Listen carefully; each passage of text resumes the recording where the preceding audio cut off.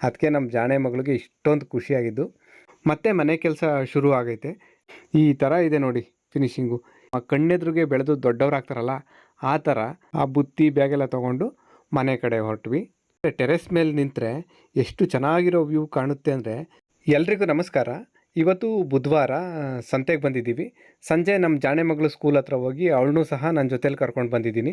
ನಮ್ಮ ಶ್ರೀಮತಿಯವರು ಪಾರ್ಲರ್ ಹತ್ರ ಹೋಗಿದ್ದಾರೆ. ಆದರೆ ನಮ್ಮ ಜಾಣೆ ಮಗಳಿಗೆ ಅಮ್ಮ ಬಂದಿಲ್ಲ, ನಾನೊಬ್ಬನೇ ಬಂದಿರೋದು ಅಂತ ಸುಳ್ಳು ಹೇಳಿದ್ದೀನಿ. ಆಮೇಲೆ ಈ ವ್ಲಾಗ್ ಮಾಡಿ ಒಂದು ತಿಂಗಳ ಮೇಲಾಯಿತು. ಹೊಸ ಮನೆ ಕೆಲಸ ಅದು ಇದು ಅಂತ ಎಡಿಟ್ ಮಾಡಿ ಹಾಕೋದಕ್ಕಾಗಿರಲಿಲ್ಲ, ಟೈಮ್ ಸಾಕಾಗ್ತಿರಲಿಲ್ಲ. ಸ್ವಲ್ಪ ತಡ ಆಗಿದೆ ವ್ಲಾಗ್ ಹಾಕೋದು, ಕ್ಷಮೆ ಇರಲಿ. ಇವರು ನಮ್ಮ ತರಕಾರಿ ಅಂಕಲು. ನಾವು ಸಂತೆಗೆ ಬಂದರೆ ಜಾಸ್ತಿ ಇವ್ರ ಹತ್ರನೇ ತರಕಾರಿ ತಗೊಳ್ಳೋದು. ಈ ನಮ್ಮ ಮಧುಗಿರಿ ಸಂತೆ 1984ರಿಂದ ಇಲ್ಲಿ ಶುರುವಾಗಿದ್ದಂತೆ, ಇಲ್ಲಿ ಸಂತೆ ನಡೀತಾ ಇದೆಯಂತೆ. ಅಂದರೆ ಈಗಿನ ಸಂತೆ ಏನು ನಡೀತಿದೆ ಸಂತೆ ಬೀದಿನಲ್ಲಿ, ಇಲ್ಲಿ ಶುರುವಾಗಿದ್ದು 1984ರಲ್ಲಿ. ಇದಕ್ಕೂ ಮುಂಚೆ ರಾಘವೇಂದ್ರ ಕಾಲೋನಿ ಹತ್ರ ಏನೋ ನಡೀತಿತ್ತಂತೆ.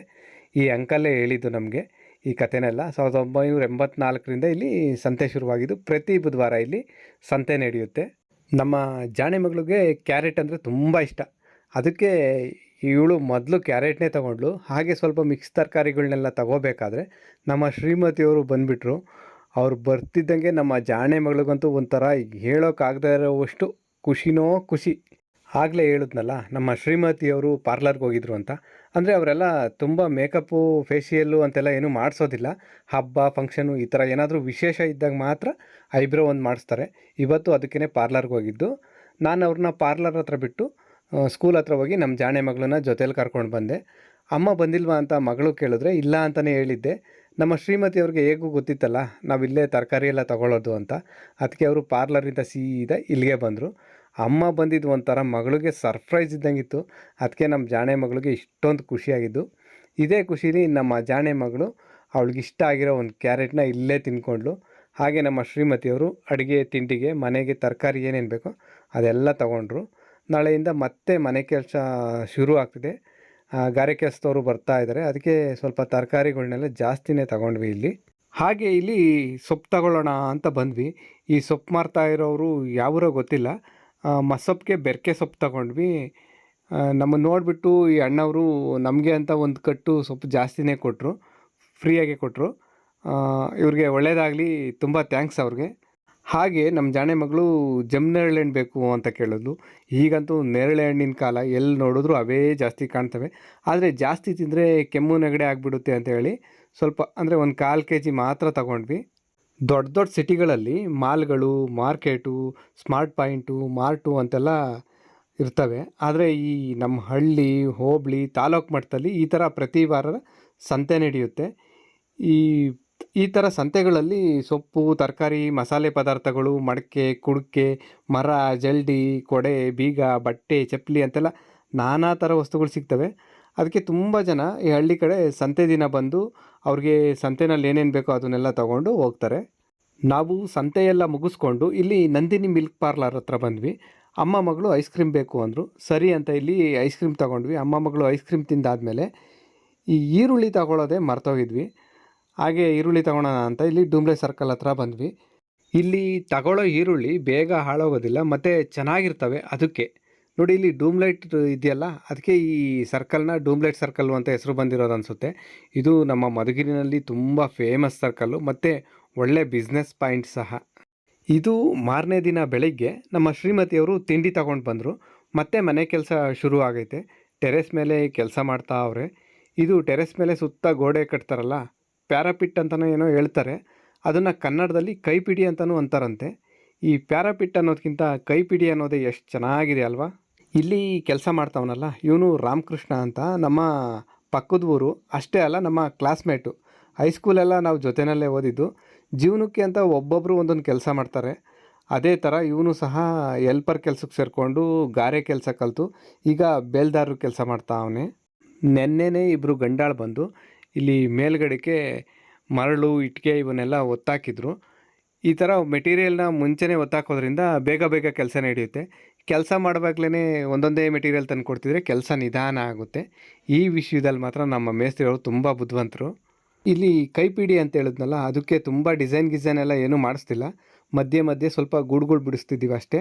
ಅದನ್ನೇ ನಮ್ಮ ಮೇಸ್ತ್ರಿ ಅವರು ಎಷ್ಟು ಅಡಿಗೆ ಒಂದೊಂದು ಗೂಡು ಬರಬೇಕು ಅಂತೆಲ್ಲ ಆ, ಅಳತೆ ಮಾಡಿ ಬೇಲ್ದಾರಿಗೆ ಮಾರ್ಕ್ ಮಾಡಿಕೊಡ್ತವ್ರೆ.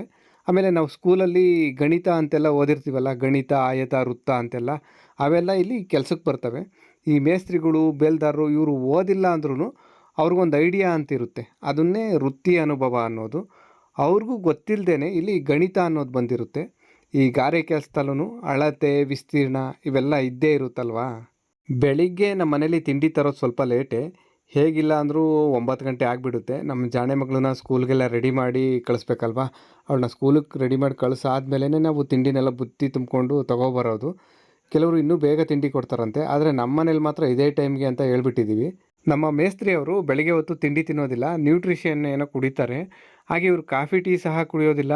ಊಟ ತಿಂಡಿ ವಿಚಾರದಲ್ಲೂ ಇವ್ರದ್ದು ಬೇರೆ ಥರ ಲೈಫ್ ಸ್ಟೈಲ್ ಒಂಥರ. ತಿಂಡಿಗೆ ನಮ್ಮ ಶ್ರೀಮತಿಯವರು ಪಲಾವ್ ಮಾಡಿದರು. ನಿನ್ನೆ ಸಂತೆನಲ್ಲಿ ಮಿಕ್ಸ್ ತರಕಾರಿ ತಂದಿದ್ವಲ್ಲ, ಈ ಥರ ಸಂತೆನಲ್ಲಿ ಮಿಕ್ಸ್ ತರಕಾರಿ ತಂದಾಗ ಫ್ರೆಶ್ ಇರುತ್ತಲ್ಲ ಒಂದೆರಡು ದಿನ, ಆಗ ಒಂದಿನ ಪಲಾವ್ ಮಾಡ್ಕೊಬಿಡ್ತಾರೆ ತಿಂಡಿಗೆ. ಈಗ ಮಧ್ಯಾಹ್ನ ಆಗೈತೆ. ನಮ್ಮ ಶ್ರೀಮತಿಯವರು ಊಟ ತಗೊಂಡು ಬಂದು ಕೆಲಸ ಮಾಡೋರಿಗೆಲ್ಲ ಊಟ ಕೊಟ್ಟಾದಮೇಲೆ ಮನೆ ಒಳಗಡೆ ನೋಡಬೇಕು ಅಂತ ಹೇಳಿ ಬಂದರು. ಇಲ್ಲಿ ಸಿಮೆಂಟ್ ಮೂಟೆಗಳೆಲ್ಲ ಹಾಕಿದ್ದಾವೆ ನೋಡಿ.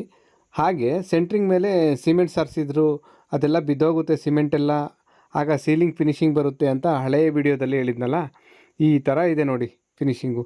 ಇದೆಲ್ಲ ಬಿದ್ದೋಗಿರೋ ಸಿಮೆಂಟು, ಅಲ್ಲಲ್ಲಿ ಮೂಲೆಯಲ್ಲಿ ಸ್ವಲ್ಪ ಹಂಗೆ ಉಳ್ಕೊಬಿಟ್ಟೈತೆ, ಅದನ್ನೆಲ್ಲ ಉಳಿ ಸುತ್ತಿಗೆನಲ್ಲಿ ಹೊಡಿತಾರೆ. ಮೇಲೆ ಚಾಪೆ ಹಾಕ್ತಾರೆ ಕೆಲವರು, ಆಗ ಈ ಫಿನಿಶಿಂಗ್ ಬರೋದಿಲ್ಲ, ಅದು ಮತ್ತೆ ಕೆಲಸ ಹಿಡಿಯುತ್ತೆ. ಈ ಥರ ಆದರೆ ಒಂದೇ ಸಲ ಫಿನಿಶಿಂಗ್ ಬರುತ್ತೆ. ಮೇಲೆ ಸ್ವಲ್ಪ ಪಟ್ಟಿ ಬೆಳ್ಕೊಂಡ್ರೆ ಅಷ್ಟೇ ಚೆನ್ನಾಗಿರುತ್ತೆ. ಮನೆ ಕಟ್ಟೋದೇ ಒಂದು ಖುಷಿ, ಆದರೆ ಮನೆ ಕೆಲಸ ಒಂದೊಂದು ಹಂತದಲ್ಲಿ ನಡೆಯೋವಾಗ್ಲೂ ಅದೊಂಥರ ಖುಷಿ. ಪಾಯ, ಗೋಡೆ, ಲಿಂಟ್ಲು, ಮೋಲ್ಡು, ಮೆಟ್ಲು ಅಂತೆಲ್ಲ ಮನೆ ಬೆಳೀತಾ ಇರುತ್ತಲ್ಲ, ಅದೊಂಥರ ನನಗೆ ಹೆಂಗೆ ಅನಿಸುತ್ತೆ ಅಂದರೆ, ಮನೇಲಿ ಚಿಕ್ಕ ಮಕ್ಕಳು ನಮ್ಮ ಕಣ್ಣೆದುರಿಗೆ ಬೆಳೆದು ದೊಡ್ಡವರಾಗ್ತಾರಲ್ಲ, ಆ ಥರ ನಮ್ಮ ಶ್ರೀಮತಿಯವ್ರಿಗೂ ಇದನ್ನೇ ಹೇಳ್ತಿದ್ದೆ. ನಾವೀಗ ಇರೋ ಮನೆ ಸ್ವಲ್ಪ ಚಿಕ್ಕದು, ಜೊತೆಗೆ ಇಕ್ಕಟ್ಟು ಸ್ವಲ್ಪ. ಮನೆ ಎಷ್ಟು ಚಿಕ್ಕದೋ ಕಿಟಕಿ ಸಹ ಅಷ್ಟೇ ಚಿಕ್ಕವು. ಆದರೆ ಈ ಹೊಸ ಮನೇಲಿ ದೊಡ್ಡ ದೊಡ್ಡ ಕಿಟಕಿ, ಗಾಳಿ ಬೆಳಕು ಎಲ್ಲ ಎಷ್ಟು ಚೆನ್ನಾಗಿ ಬರುತ್ತೆ ಅಲ್ವಾ ಅಂತ ನಮ್ಮ ಶ್ರೀಮತಿಯವರು ದೊಡ್ಡದಾಗೆ ಖುಷಿ ಪಡ್ತಾಯಿದ್ರು.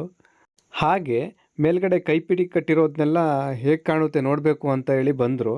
ಆಗಲೇ ಹೇಳಿದ್ನಲ್ಲ, ಜಾಸ್ತಿ ಡಿಸೈನ್ ಎಲ್ಲ ಏನೂ ಮಾಡಿಸ್ತಾ ಇಲ್ಲ, ಬರೀ ಗೂಡುಗಳು ಮಾತ್ರ ಬಿಡಿಸ್ತಿದ್ದೀವಿ ಅಂತ. ಈ ಥರ ಗೂಡುಗಳು ಬಿಟ್ಟವ್ರು ನೋಡ್ರಿ. ಇವರೆಲ್ಲ ಕೆಲಸ ಮಾಡೋದನ್ನ ಸ್ವಲ್ಪ ಹೊತ್ತು ನಿಂತ್ಕೊಂಡು ನೋಡ್ತಾ ನೋಡ್ತಾ ಆಮೇಲೆ ಹೊಟ್ಟೆ ಹಸಿತಿದೆ ಅಂತ ನೆನಪಾಯಿತು ನಮ್ಮ ಶ್ರೀಮತಿಯವ್ರಿಗೆ. ಸರಿ ಊಟ ಮಾಡೋಣ, ಮನೆಗೆ ಹೋಗೋಣ ಬಾ ಅಂತ ಅಂದರು. ಸರಿ ಅಂತ ಅವ್ರಿಗೆಲ್ಲ ಊಟ ತಂದಿದ್ವಲ್ಲ, ಆ ಬುತ್ತಿ ಬ್ಯಾಗೆಲ್ಲ ತೊಗೊಂಡು ಮನೆ ಕಡೆ ಹೊರಟ್ವಿ. ಈಗ ಸಂಜೆ ಆಗಿದೆ. ನಾವು ಜಾಣೆ ಮಗಳು ಸ್ಕೂಲಿಂದ ಬಂದಮೇಲೆ ಅವಳನ್ನು ಜೊತೇಲಿ ಕರ್ಕೊಂಡು ಬಂದ್ವಿ. ನಾವು ಬರೋ ಅಷ್ಟರಲ್ಲಿ ಕೆಲಸ ಮಾಡೋರೆಲ್ಲ ಹೋಗ್ಬಿಟ್ಟಿದ್ರು. ಇಬ್ಬರು ಮಾತ್ರ ಸ್ವಲ್ಪ ಸಿಮೆಂಟ್ ಹೆಚ್ಚಾಗೈತೆ, ಮಿಕ್ಕೈತೆ ಕಲಸಿರೋ ಸಿಮೆಂಟು ಅಂತೇಳಿ ಸ್ವಲ್ಪ ಕೆಲಸ ಮಾಡ್ತಾಯಿದ್ರು. ನಮ್ಮ ಜಾಣೆ ಮಗಳೂ ಈ ಕೈಪಿಡಿ ಕಟ್ಟಿರೋದನ್ನೆಲ್ಲ ನೋಡಿ ತುಂಬ ಖುಷಿಪಟ್ಲು. ಹಾಗೆ ಯಾವುದೋ ಕಥೆನಲ್ಲಿ ಉಪ್ಪರಿಗೆ ಅಂತ ಬರುತ್ತೆ, ಅದನ್ನೇ ಕೇಳ್ತಾ ಇದ್ಲು. ಪಪ್ಪ ಉಪ್ಪರಿಗೆ ಅಂದರೆ ಹೀಗೆ ಇರೋದಾ, ನಾವು ಉಪ್ಪರಿಗೆ ಕಟ್ಟಿದ್ದೀವ ಅಲ್ವಾ ಅಂತ ಎಲ್ಲ ಕೇಳ್ತಾ ಇದ್ಲು.